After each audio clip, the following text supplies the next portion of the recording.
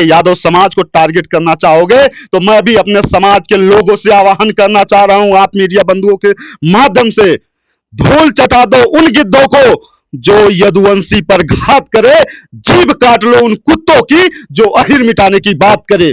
पिछड़ा अगर जाग गया, दलित अगर जाग गया तो तुम्हारे लिए कब्र खोद देगा, तो जरा भी समय नहीं लगेगा, इस चीज को तुम लोग नोट कर लेना। अपने समाज की मान सम्मान और आबरू के लिए अपनी जान निछावर कर देंगे, एक कदम क्या 1 इंच पीछे नहीं हटेंगे। तुम जहां समझना चाहोगे हम तहां तुमको समझा देंगे, तुम जगह डिसाइड करो हम तुमसे वहां निपट लेंगे, तुम समय बताओ जगह बताओ हम तुमसे निपट लेंगे। राज्यसभा में राज्यसभा सांसद रामजीलाल सुमन के द्वारा राणासांगा पर विवादित टिप्पणी की जाती है।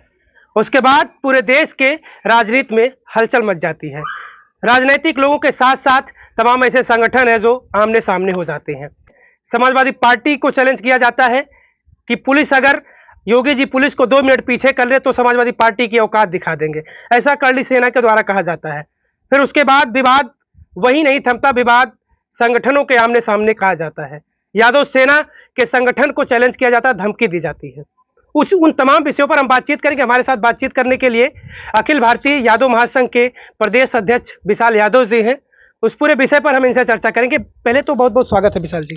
आपका बहुत बहुत धन्यवाद, और आपके चैनल के माध्यम से जितने भी आपके दर्शक हैं सबको मेरा सादर प्रणाम। विशाल जी, सबसे पहले हमें ये बताइए कि जो जिस तरीके से की टिप्पणी की जाती है राणासांगा पर और उसके बाद ये सारे मामले हो जाते हैं, करणी सेना सामने आ जाती है, इन चीजों को लेकर आप क्या सबसे पहले कहेंगे? देखिए, मेरा तो बहुत साफ साफ कहना है कि आपका वैचारिक मतभेद होना चाहिए, लेकिन वैचारिक मतभेद को कभी आपसी मतभेद नहीं बनाना चाहिए। समाज में, प्रदेश में, देश में एक सौहार्द का माहौल बने, भाईचारा का माहौल बने, हम सभी भारतीय एक होकर के विदेशी आक्रांताओं से लड़ने का काम करें, आपसी मनभेद और मतभेद ना करें। और इसमें जो भी, चाहे वो करणी सेना हो चाहे कोई सेना हो, जो भी उत्पात मचाने का काम करे सरकार उस पर तुरंत कार्रवाई करे। आपने सरकार की कार्रवाई की बात की, लेकिन जिस तरीके से वर्तमान राज्यसभा के सांसद अगर उन्होंने टिप्पणी की तो कानूनी तौर तरीके भी होते हैं, लेकिन उनके घर पर इस तरीके से इतनी भीड़ जाना और फिर वहां पर विवाद करना, बुलडोजर लेकर जाना, ये कहां तक न्यायोचित लग रहा है आपको? ये तो बिल्कुल न्यायोचित नहीं है और इसका कहीं ना कहीं खामियाजा सरकार को भुगतना पड़ेगा।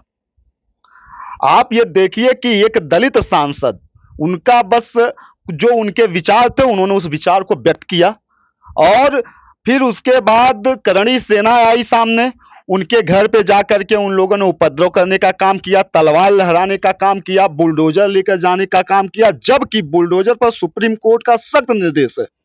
सरकार बैकफुट पर आ गई बुलडोजर पर, लेकिन ये लोग वहां बुलडोजर लेकर जाने का काम किए। और दूसरी चीज है कि ये इन्होंने सरकार को बदनाम करने का काम किया है। सीधा सीधा आरोप लग रहा है कि करणी सेना आदरणीय मुख्यमंत्री जी के निर्देश पर ही इस तरह से उपद्रव मचा रही है। इसका सीधा सीधा खामियाजा सरकार को भुगतना पड़ेगा अगर इस पर रोक नहीं लगाई गई तो। और जो भी आपको करना है, एक आप न्यायालय जाइए, आप जाकर के उनके खिलाफ मुकदमा करवाइए, प्रशासनिक तौर पे, वैधानिक तौर पे आप उनसे निपटिए।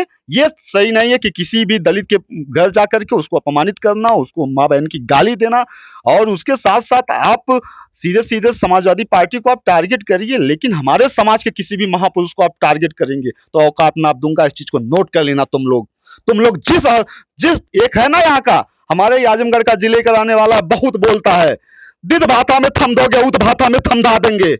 हाँ, वैसे तुम जहां समझना चाहोगे हम तहां तुमको समझा देंगे, तुम जगह डिसाइड करो हम तुमसे वहां निपट लेंगे, तुम समय बताओ जगह बताओ हम तुमसे निपट लेंगे। तुम छोड़ो बहुत भाषा में समझ लिए, हमारी भाषा में तुम साफ साफ समझो, तुमसे हम निपटना चाहते, जहां चाहो तहां निपट लो। जब हमारे समाज के महापुरुषों की आन बान शान की बात आएगी तो विशाल यादव अपने समाज के लिए अपनी गर्दन कटाने तो तैयार है, तुम्हारी तरह छिछोड़ापन करके पीछे भागने का काम विशाल यादव नहीं करेगा। चुनौती तो दे रहे हैं, उन्होंने तो चुनौती दे दिया कि यादव सेना हो चाहे समाजवादी पार्टी हो, जो भी हो, हम उनसे निपटने के लिए तैयार हैं। देखिए, समाजवादी पार्टी से वो निपटे, लेकिन जब मेरे समाज की बात आएगी, जब मेरे समाज यादव समाज के किसी भी एक छोटे से व्यक्ति की बात आएगी तो विशाल यादव उनसे किसी भी कीमत पर निपट लेगा, जैसे वो चाहेंगे वैसे निपट लेगा। रही बात समाजवादी पार्टी की, तो समाजवादी पार्टी के भी राष्ट्रीय अध्यक्ष मेरे ही समाज से आते हैं, मेरा उनका राजनीतिक विरोध हो सकता है, मेरा उनका राजनीतिक मतभेद हो सकता है, वैचारिक मतभेद हो सकता है,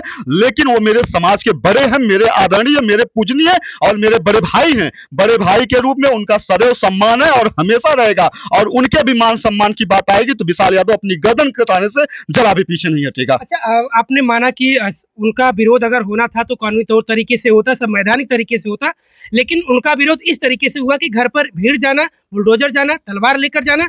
तो क्या आप मान रहे हैं कि वो दलित सांसद है, ये वजह हो सकती है क्या? बिल्कुल बिल्कुल, देखिए हमेशा से दलितों का, पिछड़ों का शोषण किया गया है। इस पे मैं खुले तौर पे कहना चाहता हूं, जो समाजवादी ताकतें हैं उनको यह ज्ञात हो कि पिछड़ा अगर जाग गया, दलित अगर जाग गया तो तुम्हारे लिए कब्र खोद देगा। तो जरा भी समय नहीं लगेगा, इस चीज को तुम लोग नोट कर लेना।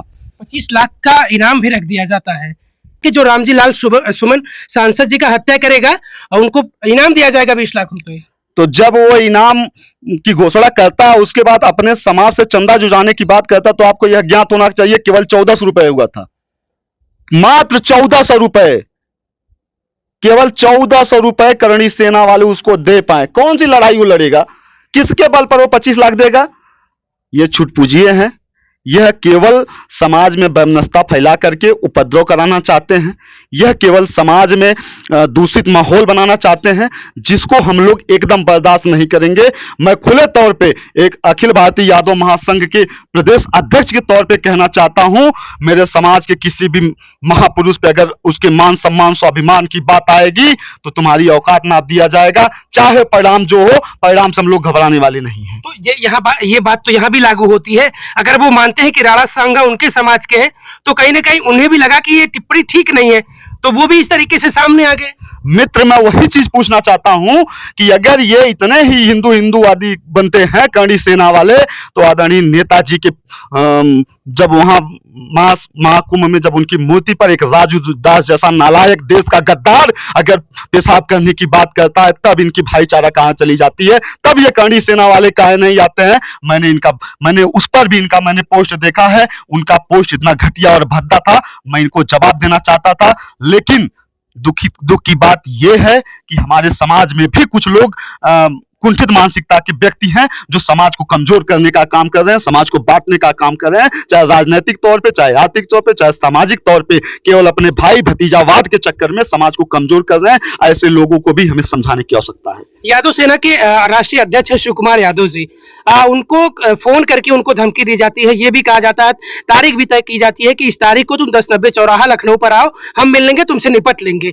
ये कहां तक ठीक है? क्योंकि सरकार तो कहती है कि कानून व्यवस्था बेहतर, अगर इस तरह की आमने सामने होने की बात हो तो फिर कानून व्यवस्था कहां बरकरार रह पाएगी? देखिए, कानून व्यवस्था पर अगर बात आती है, क्यों नहीं कार्रवाई हो रही उनके ऊपर जो इस तरीके का चैलेंज कर रहे हैं, फोन पर धमकियां दे रहे हैं? बिल्कुल बिल्कुल, ऐसे लोगों पर त्वरित और कठोर कार्रवाई होनी चाहिए।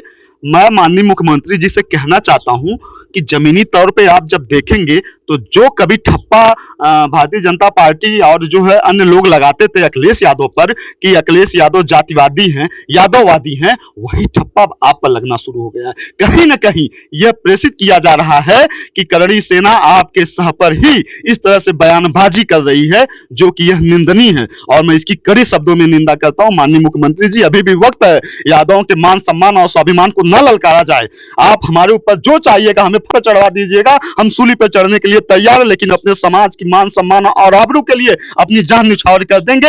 एक कदम क्या, 1 इंच पीछे नहीं हटेंगे, यह मेरा भी कहना है अपने समाज के लोगों से। और जो बाहरी ताकतें हैं जो हमारे समाज को टारगेट करने का काम कर रही हैं, उनसे भी मैं कहना चाह रहा हूं। तो और क्या निवेदन करना चाहेंगे सरकार से? इस तरीके से मुझे लग रहा है कि कहीं ना कहीं माहौल बिगाड़ने की स्थितियां बन रही है, माहौल बिगड़ सकता है, आपसी विवाद हो सकते हैं, दो जातियों में विवाद हो सकते हैं। ऐसे में तो कुछ सरकार की तरफ से कोई दिशा निर्देश नहीं देखने या सुनने को मिल रहा है। ये आमने सामने लोग होते जा रहे हैं, बयानबाजी खूब हो रही है, ललकारा जा रहा है, यादव सेना को, करणी सेना को खूब ललकारा जा रहा है, जहां मिलना हो मिल लो। इस तरीके की बातें क्यों आ रही हैं? देखिए, बिल्कुल जाहिर सी बात है, माननीय मुख्यमंत्री जी को इस पर बहुत ही गंभीरता से विचार करने की आवश्यकता, और विचार ही नहीं, जिस तरह से वो एकदम तड़ाक से एक्शन लेते हैं, तुरंत एक्शन ले और ऐसे उपद्रवियों को चिन्हित करके उनके ऊपर कार्रवाई करे। मित्र, मुझे बहुत ही दुख होता है कि यादव समाज का कहीं भी किसी मामले में नाम आता है तो आप लोग मीडिया वाले भी उसको अपराधी, आतंकवादी क्या क्या नहीं कहते हैं। मन बहुत व्यतीत होता है कि आज जो 114 वीर अहीरों ने जो कुर्बानी दी थी उसके सम्मान में हम लोग अहीर रेजिमेंट बनाने की बात करते हैं, उसके समर्थन में कोई नहीं आता है, लेकिन यादवों को आतंकवादी, अपराधी और माफिया बनाने में जरा भी कोई गुरेज नहीं करता। यह देश के लिए और प्रदेश के लिए भी शर्मसार होने की बात है कि जो यादव समाज हमेशा से सीमा पर लड़ता आया है, समाज देश के लिए कुर्बानी देता आया है, उसके वंशजों को इस तरह से अपमानित किया जा रहा है।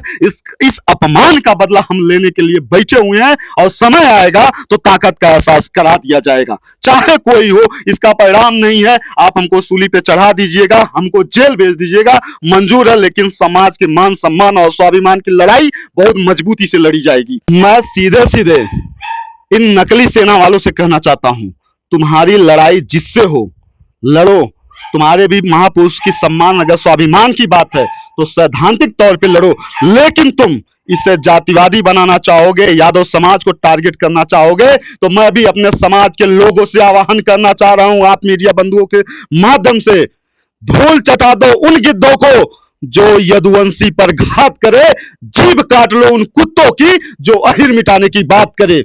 जो भी यादव समाज को ललकारेगा उसको उसी की भाषा में जवाब हम लोग देंगे, बख्शेंगे नहीं, एकदम नहीं झुकेंगे, न रुकेंगे।